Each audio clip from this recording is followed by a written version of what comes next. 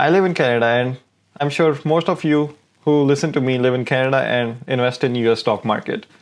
So most of the Canadians, they invest in US stock market, and we have three options: invest through non-registered account, through TFSA, or through RRSP. And back in 2020, I made a mistake when I first started investing. So I lost money for 2 years and I didn't even know that I'm losing money. So if you're buying US stocks in Canada, you need to watch this video. So my story, I'm 20 years old, working minimum wage, just came to Canada a few years ago. So I finally saved up some money and I'm ready to start investing. So everyone, on Instagram, on YouTube, talking about stocks to buy. So I downloaded Wealthsimple app. I opened an app on my phone. I got three options to open tax-free savings account, RRSP, or non-registered account. So I had no idea what these three accounts are. So I just opened non-registered account. And no complication, no rules. So I just started buying stocks. So that's what I did. That's what I did back in 2020. I remember my first stock was TD Bank, the Canadian banks. I bought RBC and I bought some US stocks. I bought Apple, I bought Microsoft at that time. So I was so excited. And then after 2 years in 2023, tax season came. And I opened my tax document and I saw that I had to pay a tax on every single gain I made. So it doesn't matter, big gain, small gain. Even if I made $50 on a stock, I'm getting taxed that. So I'm thinking, wait, this is normal or is it not normal? Does everyone pay tax on every trade? And then I talked to a friend who's been investing longer than me, and he asked me, what account are you using? So I said, non-registered account. He looked at me like I'm crazy. He said, bro, why aren't you not investing through your TFSA? You don't have to pay any tax in TFSA.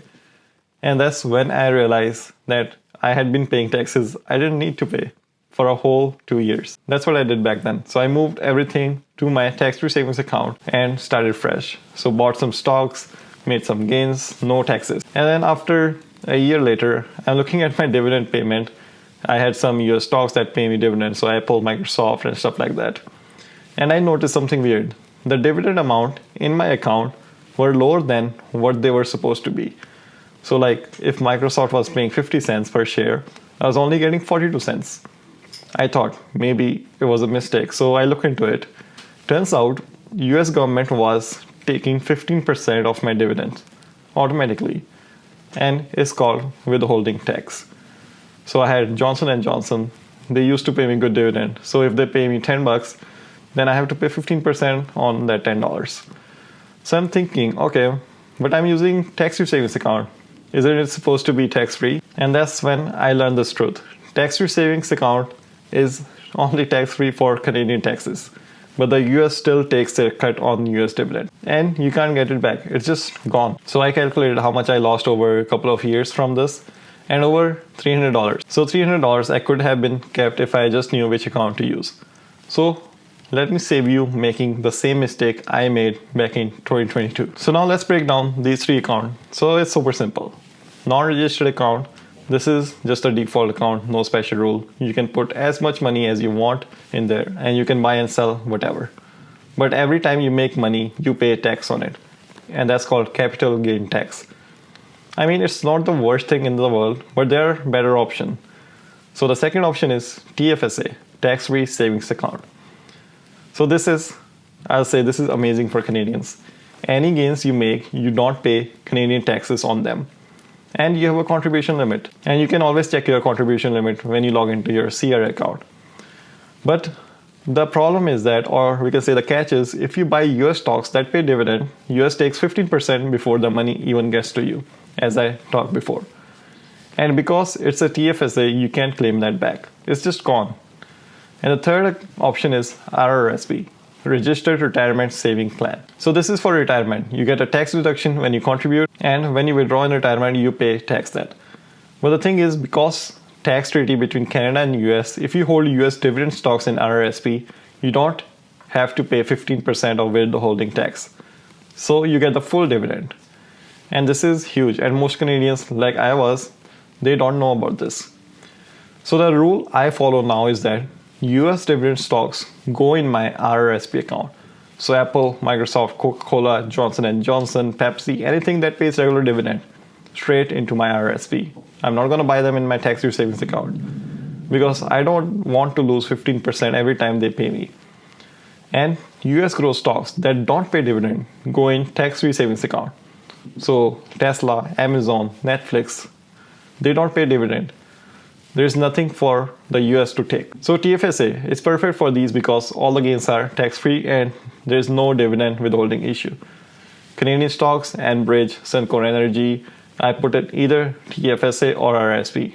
And it doesn't really matter. There's no withholding tax on Canadian dividend in either account. So it's flexible and my non-registered account. And Canadian stocks, I put in either TFSA or RRSP. Doesn't really matter. So there is no withholding tax on Canadian dividend in either account. So it's pretty flexible. And my non-registered account, I barely use it now. Only for specific situation like I maxed out my TFSA and RRSP. Or if I'm buying something I might sell quickly and want to claim a loss for tax purposes. But for most people, especially when you're starting out, just focus on TFSA and RRSP. So let's see some numbers over the long term, how it affects which account we invest in. So let's say you have $10,000 in US dividend stocks, right? They pay you 3% dividend per year. Let's see, at CHD, the average return is 3.80% per year. So that's $300 or $380. If you keep them in TFSA account, the US take 15%.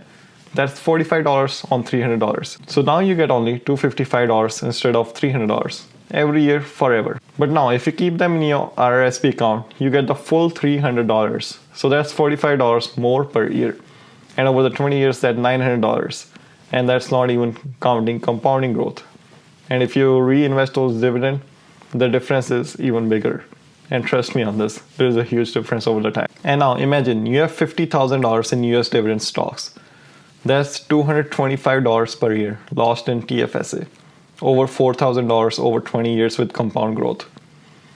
So this is not a small thing. When I realized I lost over $300 just from having my US dividend stocks in wrong account, I was so mad at myself. But then I thought, okay, at least I learned it now and not 10 years from now. So what if you're watching this and you suddenly realize, wait, I have US dividend stocks in my tax-free savings account right now. So here's what I did when I first checked it. So check if your RRSP contribution room. You can see this in your CRA My account. And if you do, you can sell the stocks in your TFSA account and rebuy them in your RRSP. That's what I did my S&P 500 ETF. I was buying in tax-free savings account and then I sell it for a gain and now I just buy it in RRSP. So no reduction on any dividend. But you just need to be careful with the timing when you sell from your tax-free savings account. That contribution room comes back next January, not right away.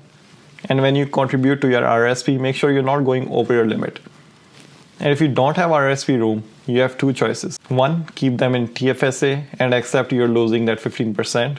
And it's not the end of the world. Or two, move them to non-registered account and claim the foreign tax credit. And which option is better depends on your tax bracket and your situation. But the thing is, from now on, just remember, US dividend stocks, RRSP, US growth stocks to TFSA. Now let me show you what I actually do now. In my RRSP, I have a US dividend ETF. So I have SCHD, I have Realty Income, and I have S&P 500. So these funds hold 100 of dividend paying stocks, 100 of other companies, and I also have some individual US dividend stocks like Johnson & Johnson, banks, consumer staples, so stuff that pay consistent cash. In my TFSA, I have Canadian stocks. I have Enbridge, I have Fortis, I have Suncor Energy, and some US growth stocks. So tech companies like growth ETF, like QQQ, and some Canadian dividend stocks too, because there is no withholding tax issue here. And my non-registered account is mostly empty now. Just some smaller position I'm experimenting with. So this setup means I'm not losing money on withholding tax. And I'm maximizing the tax benefit of each account. And it took me a few years to figure this out. And $300 in mistakes. But now I know, and now you know too. Now if you forget everything I talked about before, let's recap the whole thing. So when I started investing, I used non-registered account and pays tax on everything. Then I switched to TFSA and I thought I was being smart. But I was losing 15% on my US dividend stocks. And it took me 2 years and over $300 in losses to learn this thing. So the simple rule I followed and I'm going to follow in future: US dividend stocks, put them in RRSP, US growth stocks, put them in your TFSA. And Canadian stocks, either is fine, follow this and you will save 100 or $1,000 or so dollars over investing lifetime. So if this video helped you to avoid the mistakes I made, hit that subscribe button. I make videos every week about investing in Canada, especially for people who are just starting out.